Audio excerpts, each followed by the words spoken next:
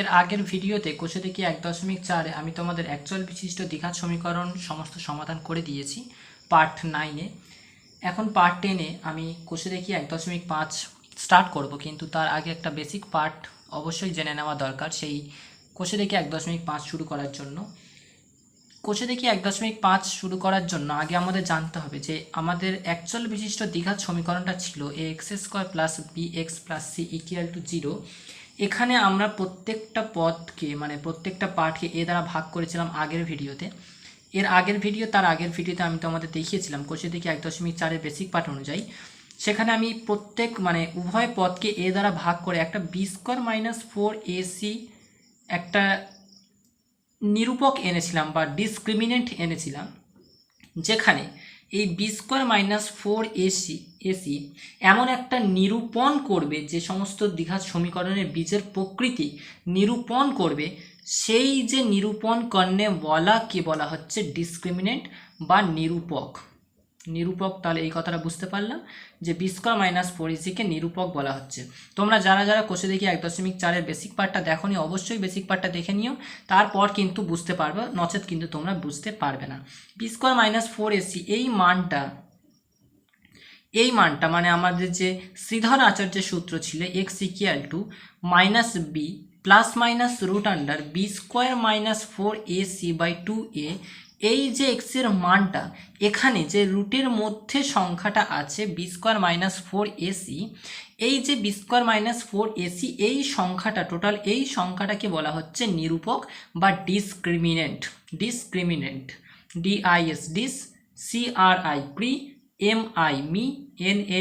Discriminant একে বলা হচ্ছে নিরূপক।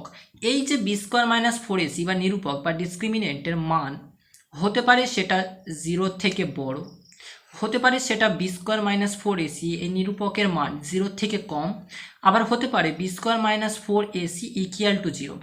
এই তিনটে মান কিন্তু b² - 4ac গ্রহণ করতে পারে। অর্থাৎ b² - 4ac যদি 0 থেকে বড় হয়ে যায় তাহলে সেক্ষেত্রে রুটের মধ্যে যে সমস্ত b² - 4ac-র মানটা আসবে এটা নিশ্চয়ই 0 থেকে বড়, আর 0 থেকে বড় হয়ে যাওয়া মানে হলো সেটার একটা বাস্তব মান আছে, সেটা একটা রিয়েল নাম্বার, এবং সাথে সাথে তার একটা বাস্তব মান তো আছে, তার সঙ্গে এটা কিন্তু একটা অসমান হবে না। b² - 4ac এটা কিন্তু অসমান হবে।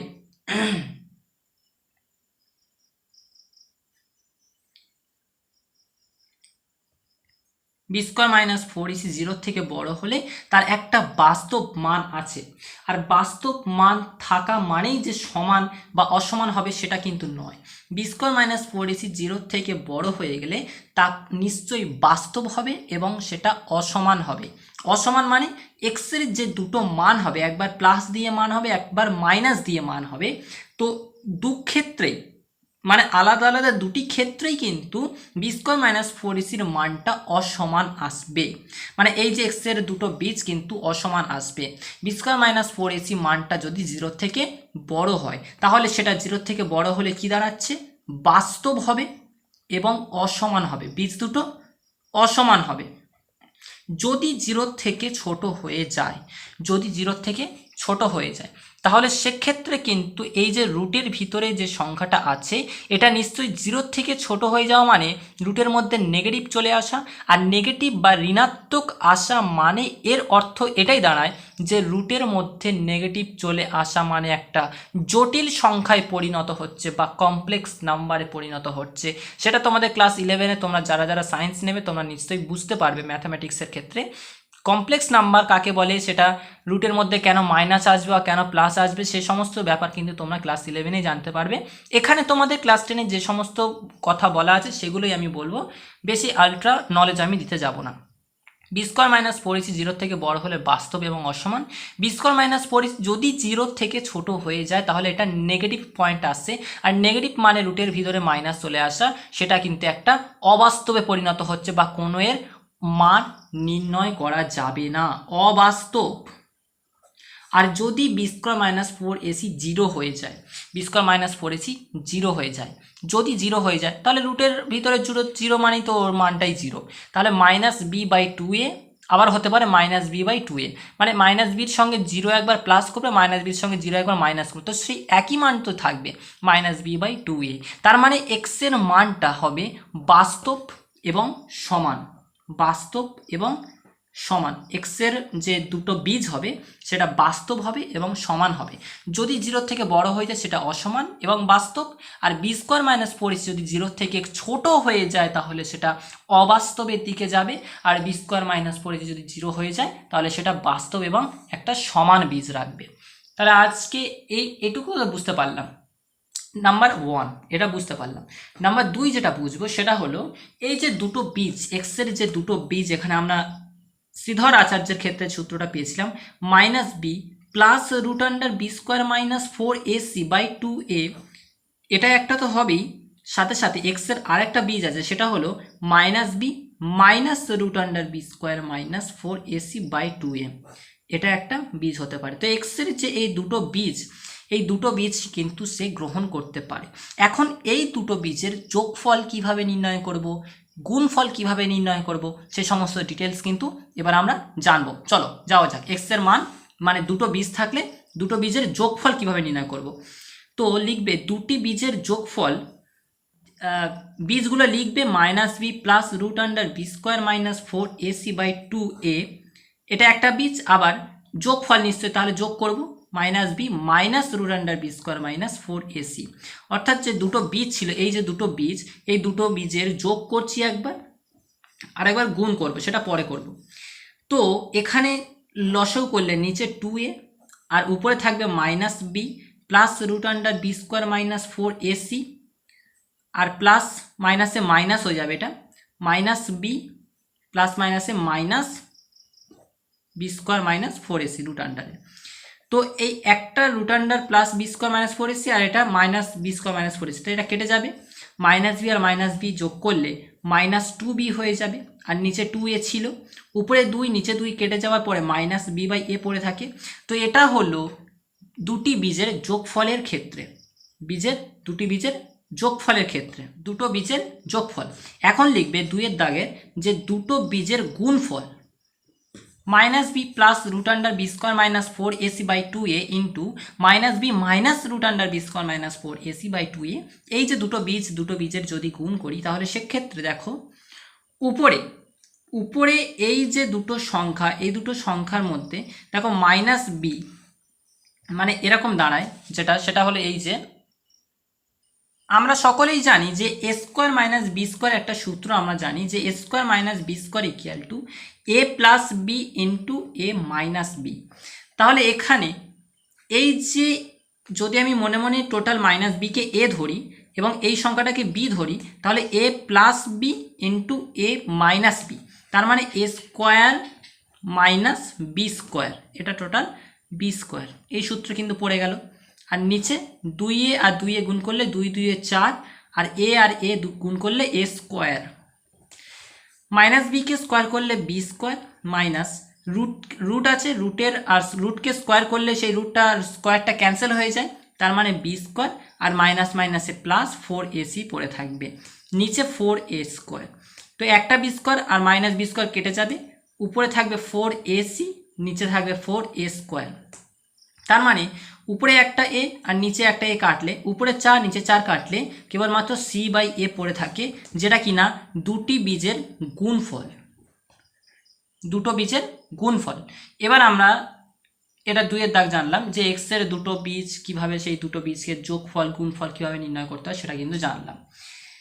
এরপর কিন্তু আর মনে হয় না আর কিছু বলার আছে এখানে, সত্যি তাই, আর কিছুই বলার নেই এখানে।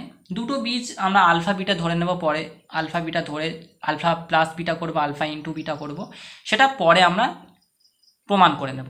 তো এখন আমি সরাসরি চলে যাচ্ছি কোষে থেকে 1.5 পৃষ্ঠা নম্বর 29 এক দাগ নাম্বার। এক একটা বলছে নিচের দ্বিঘাত সমীকরণের বীজদ্বয়ের প্রকৃতি লিখি।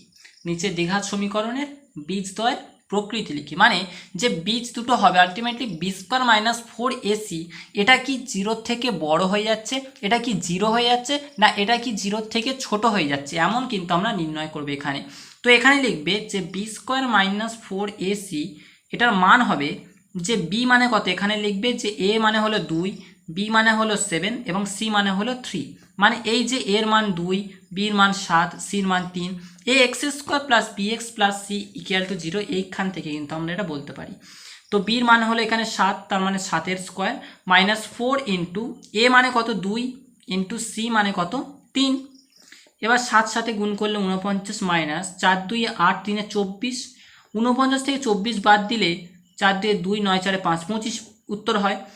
আচ্ছা, এই যে 2 5 মানে 25 25, এটা কি 0 থেকে বড় না ছোট? নিশ্চয়ই 0 থেকে বড়। আর 0 থেকে বড় হলে লিখবে বীজের প্রকৃতি কি হবে?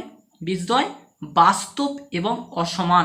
তোমরা নিশ্চয়ই 3এরটা এবং 4এরটাও করে নিতে পারবে। আমি তোমাদের 2এরটা করছি, দেখো 2এরটা করছি যে 3x square minus 2√6x plus 2 equal to 0, এই যে একটা সমীকরণ আছে, এই সমীকরণে বি স্কোয়ার মাইনাস 4ac আমরা কিন্তু অ্যাপ্লাই করব, যেখানে a এর মান 3, বির মান কিন্তু মাইনাস 2√6 এবং সির মান কিন্তু 2, এটা বুঝতে পারলাম। তো বির জায়গায় মাইনাস 2√6 লিখবো, আর স্কোয়ার আছে বলে স্কোয়ার দেবো, মাইনাস 4 ইন্টু এ মানে 3 আর সি মানে কত এখানে 2, এটা লিখলাম। 2√6কে স্কোয়ার করলে মানে এক্স স্কোয়ার মানে কি আমরা জানি এক্সকে দুবার গুণ, তো একই রকমভাবে 2√6কে যদি স্কোয়ার করি 2√6কে দুবার গুণ করতে হবে। আর দুবার গুণ করা মানে এই যে মূলদ সংখ্যা আগে গুণ করতে হবে, তারপর অমূলদ সংখ্যা গুণ করে লিখবো। 2 দিয়ে 4, 6 6 36, আর √36 মানে ইন্টু 6 বাইরে বেরিয়ে আসবে, 4 6 24, তো এর মান হলো 24, একে স্কোয়ার করলে 24 হবে, 24 3 4 12 2 24, তার মানে এই দুটো এই তিনটে গুণ করলেও কিন্তু 24 হচ্ছে। 24 থেকে 24 বাদ দিলে 0, তাহলে বি স্কোয়ার মাইনাস 4ac মান কিন্তু আলটিমেটলি 0 আসলো, যেখানে কিন্তু এটা বীজদ্বয় বাস্তব হবে কিন্তু বীজদ্বয় সমান হবে। আগেরটা অসমান হয়েছিল, এক্ষেত্রে সমান হবে। আর যদি নেগেটিভভাবে আসে মাইনাস আসে, তাহলে সেক্ষেত্রে কিন্তু তোমরা লিখবে যে বীজদ্বয় অবাস্তব। এবার আমরা 2 এর দাগে চলে যাচ্ছি। দেখো যে বলছে কে এর কোন মান বা মানগুলির জন্য নিচের প্রতিটি দ্বিঘাত সমীকরণের বাস্তব ও সমান বীজ থাকবে হিসাব করে লিখি। অর্থাৎ আমি তোমাদের কোনটা করি, ধরে নাও 3-এর দাগটা করছি, 2-এর 3 করছি, যে 9x square minus 24x plus K equal to 0, এই যে একটা সমীকরণ দেওয়া আছে, এই সমীকরণের ক্ষেত্রে আমরা কি অ্যাপ্লাই করব না, ওই যে কে এর মান নির্ণয় করতে হবে, এখানে বলছে সমীকরণে বাস্তব ও সমান বীজ থাকবে। বীজদ্বয় বাস্তব ও সমান বীজ থাকা মানে বি স্কোয়ার মাইনাস 4ac শূন্যের দিকে ছুটে যাবে। আর যদি বলতো বীজদ্বয় বাস্তব এবং অসমান, তাহলে সেটা 0 থেকে বড় হতো। যদি বলতো বীজদ্বয় অবাস্তব, তাহলে সেটা 0 থেকে ছোট হতো। কিন্তু এখন বলছে বীজদ্বয় বাস্তব এবং সমান, তাই আমরা 0 সমান সমান লিখে দিয়েছি। এখন আমরা এর মান কত জানি 9, বির মান কত জানি মাইনাস 24, সির মান কত জানি কে। এই যে 3টে মান আমরা জানি, এই 3টে মানগুলো এখানে পুট করে দেখব যে কে এর মানটা কত আসছে। বির মান হলো মাইনাস 24 তার হোল স্কোয়ার, মাইনাস 4 ইন্টু এ মানে কত 9 ইন্টু সি মানে কত কে ইকুয়াল টু 0। অতএব মাইনাস 24কে স্কোয়ার করলে 23কে স্কোয়ার করলে কত হয়, 3 3 9 529, 24কে স্কোয়ার করলে 576, 5 7 6 বিয়োগ 4 9 36 কে ইকুয়াল টু 0। তো এখান থেকে 576টা থাকলো, 36কে ওপারে পার করে দিলে 36কে ইকুয়াল টু 576 হয়ে যাবে। কেটাকে রাখলাম, গুণ আছে ওপারে 576 থাকলো, গুণ আছে এপারে আসলে ভাগ হয়ে যাবে, মানে সমান সমান এপারে আসলে ভাগ হয়ে যাবে। এবার 36কে 576 দিয়ে ভাগ করব, দেখি ভাগ করে মিলছে কিনা। 36 একে 36, 7 6 1, 5 3 2 1, 216। এবারে দেখো 6 দিয়ে যদি দিই 36 6 কিন্তু 216 হয়ে যাচ্ছে, তার মানে আলটিমেটলি কে এর মান কত আসলো 16 আসলো। অর্থাৎ কে এর মান 16 বা 16। আচ্ছা 6 6 36 6 হাতে 3, 6 3 8 19 করে 21, হ্যাঁ ঠিক আছে, তার মানে কে এর মান 16। এটা কিন্তু 2 এর 3 এর উত্তর। একই রকমভাবে তোমাদের আমি 2 এর 6টা করছি, দেখো সবার শেষের অঙ্কটা করছি। 3k plus 1 x square plus 2 into k plus 1 into x plus K equal to 0, এই একটা সমীকরণ আছে। এখানে আমরা এর মান কত জানি, 3k প্লাস 1, এর মান হলো 3k প্লাস 1, বির মান হলো 2k 2 ইন্টু কে প্লাস 1, আর সির মান কিন্তু এখানে কে, সি ইকুয়াল টু কে। এই তিনটে মানগুলো নিয়ে আমরা বীজদ্বয় যেহেতু বাস্তব এবং সমান, তাই B square minus 4ac equal to 0 করবো। বির মান লিখব 2 ইন্টু কে প্লাস 1 তার হোল স্কোয়ার, এটা হলো বি স্কোয়ার, মাইনাস 4 ইন্টু এ মানে হলো 3k প্লাস 1, আর সি মানে হলো এখানে কে ইকুয়াল টু 0 আছে। অতএব এবার 2 দিয়ে যদি ভিতরে গুণ করে দিই, তার মানে 2k হয়ে যাবে, প্লাস 2 1 2 হয়ে যাবে, এটা হোল স্কোয়ার, মাইনাস 4k আর 3k প্লাস 1 গুণ করলে 3 4 12, কে গুণ করলে কে স্কোয়ার, প্লাস 4k 1 4k মানে 4k ইকুয়াল টু 0। তো এবার এ প্লাস বি হোল স্কোয়ারের সূত্র আমরা জানি যে A square plus B square plus 2 into A into B, এটা হলো এ প্লাস বি হোল স্কোয়ারের সূত্র, minus 12k square plus 4k equal to 0, যা আছে লিখলাম। অতএব 2 2 4, কে স্কোয়ার করলে কে স্কোয়ার, প্লাস 2k স্কোয়ার করলে 4, plus 2 2 4 2 8k minus 12k square plus 4k equal to 0, এটা কিন্তু বুঝলাম। এখন দেখো 4টে কে স্কোয়ার থেকে 12টা কে স্কোয়ার বাদ দিলে মাইনাস 8টা কে স্কোয়ার পড়ে থাকে, 8কে আর 4কে যোগ করলে 12কে পড়ে থাকে, আর 4 একটাই 4 পড়ে আছে, তার জন্য কিন্তু আমরা প্লাস 4ই লিখবো ইকুয়াল টু 0। এখন দেখো সমস্ত সংখ্যাগুলোর চিহ্ন যে সমস্ত আছে, চিহ্নগুলো যদি কমন নিই, মাইনাস যদি কমন নিই, তার মানে মাইনাস কমন বাইরে বেরিয়ে আসলে এই ভিতরের সাইনগুলো চেঞ্জ হয়ে যাবে, মানে মাইনাস আছে এটা প্লাস হয়ে যাবে, এটা মাইনাস হয়ে যাবে, মাইনাস 12k, প্লাস আছে মাইনাস হয়ে যাবে 4 ইকুয়াল টু 0। এবারে মাইনাসটা ওপারে পার করে দিলে আলটিমেটলি ওটা 0 হয়ে যাবে। এবার দেখো উভয়ের মধ্যে যদি 4 কমন নিই, 4 কমন নিলে পড়ে থাকে 4 কমন নিলে 2k square minus 3k minus 1 equal to 0। অতএব 4টা ওপারে পার করে দিলে 2k square minus 3k minus 1 equal to 0।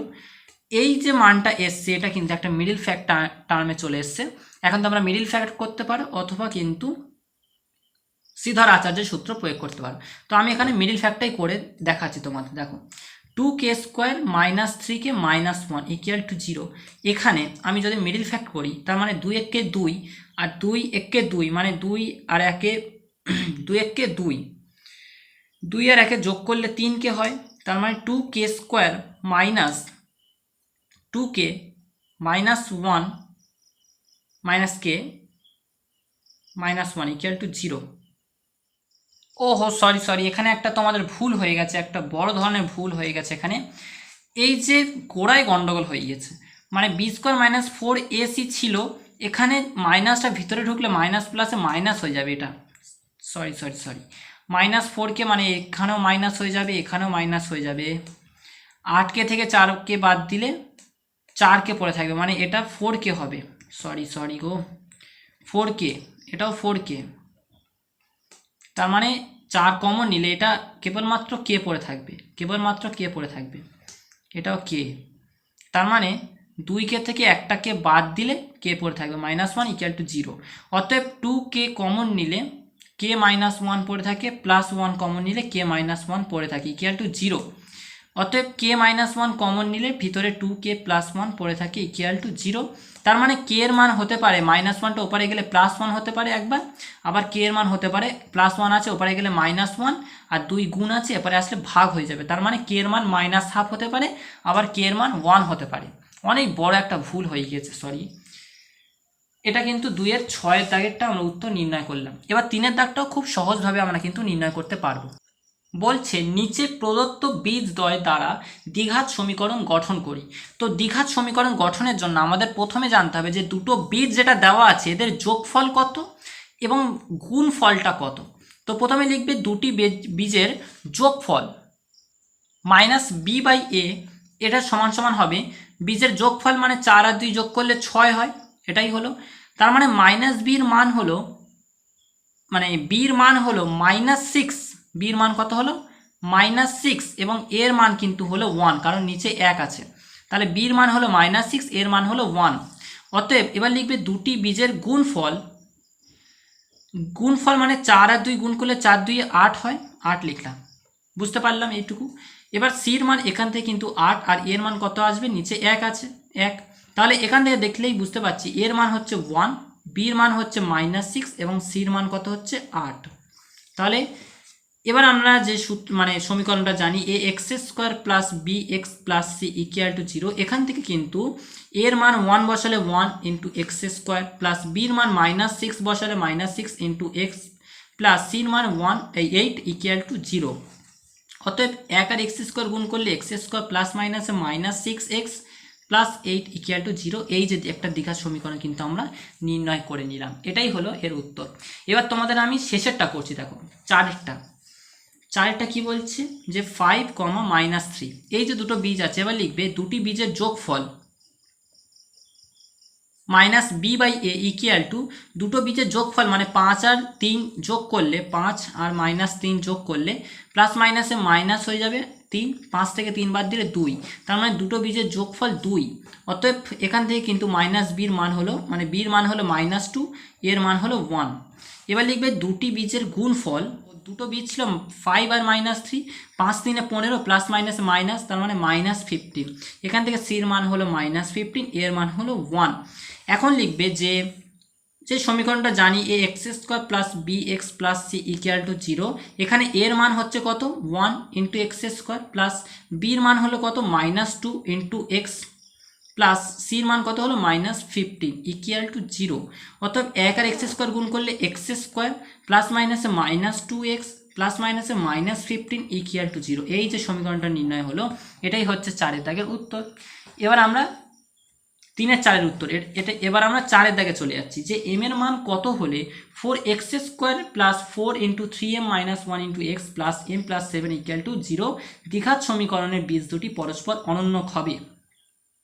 এখানে কিন্তু এর মান হচ্ছে 4, বির মান হচ্ছে কিন্তু 4 ইন্টু 3m মাইনাস 1 আর সির মান হলো m প্লাস 7। তাহলে এবার লিখবে দুটি বীজ পরস্পর অনন্যক, মানে একটা বীজ যদি আলফা হয় তাহলে আরেকটা বীজ কিন্তু 1/α হবে। তো এখন দুটো বীজকে আমি গুণ করছি, দুটো বীজ গুণ করলে নিশ্চয়ই c/a হয়, দুটো বীজের গুণফল c/a, c মানে হলো m প্লাস 7 আর a মানে হলো 4, বুঝলাম। তাহলে উপরে আলফা নিচে আলফা কেটে দিলে 1 থাকে, এখানে 4 আর 1 গুণ করলে 4 × 4 মানে এপারে থাকবে 4 আর ওপারে থাকবে m প্লাস 7। এবার লিখবো m প্লাস 7 ঘুরিয়ে দেবো m প্লাস 7 ইকুয়াল টু 4, তার মানে m এর মান রইল ওপারে 4 আর প্লাস 7 ওপারে গেলে -7, তার মানে 4 থেকে 7 বাদ দেওয়া যায় না, বড় থেকে ছোট বাদ দিতে হবে, 7 থেকে 4 বাদ দিলে 3 আর বড় সংখ্যার সামনে যে চিহ্ন থাকে সেই চিহ্ন দিতে হবে -3, তার মানে m এর মান কত নির্ণয় হলো -3। এটাই তোমাদের 4 দাগের উত্তর। আশা করছি এটুকু বুঝতে পেরেছো। পরের ভিডিওতে আমি 5 দাগ নাম্বার থেকে শুরু করব। আজ এই পর্যন্ত, ভালো লাগলে অবশ্যই চ্যানেলটি সাবস্ক্রাইব করে নিও। অক্টোবর মাস পর্যন্ত সমস্ত বিষয় সমস্ত অঙ্কের সমাধান করে দেবো। এর পরের ভিডিওতে আমি তোমাদের 5 দাগ নাম্বার থেকে স্টার্ট করবো, 5 থেকে 11, তারপরে অতি সংক্ষিপ্ত আছে, তারপরে কিন্তু তোমাদের আমি সম্পাদ্য ধরবো, পরিবৃত্ত অন্তর্বৃত্ত কীভাবে অঙ্কন করতে হয়, অঙ্কন প্রণালী, তার বিষয় সমস্ত ডিটেলস একেবারে বেসিক পার্ট অনুযায়ী ভালোভাবে বুঝিয়ে দেবো। তাহলে সেটুকু অবশ্যই জানতে হবে তোমাদের ক্লাস 10 যারা মাধ্যমিক পরীক্ষা দেবে। অঙ্ক তোমাদের করতেই হবে, প্র্যাকটিস তোমাদের জোরদারভাবে খাটিয়ে রাখতে হবে। প্র্যাকটিস না করলে কিন্তু অঙ্ক তোমরা কিছুই মনে করে রাখতে পারবে না। বাংলা, ইংরাজি, ইতিহাস, ভূগোল, জীবনবিজ্ঞান, ভৌতবিজ্ঞান যা আছে তোমরা কিন্তু মুখস্থ করে নিতেই পারো, কিন্তু অঙ্ক কোনোদিন মুখস্থ বিদ্যার মধ্যে পড়ে না। অঙ্ক তোমাদের প্র্যাকটিসের উপর নির্ভর করে। অঙ্ক যতদূর তোমরা প্র্যাকটিস করবে ততদূর তোমরা সফলতার দোরগড়ায় কিন্তু পৌঁছাতে পারবে, নচেত তোমরা পারবে না। তাহলে আশা করছি বুঝতে পেরেছো। আজ এই পর্যন্ত, ধন্যবাদ।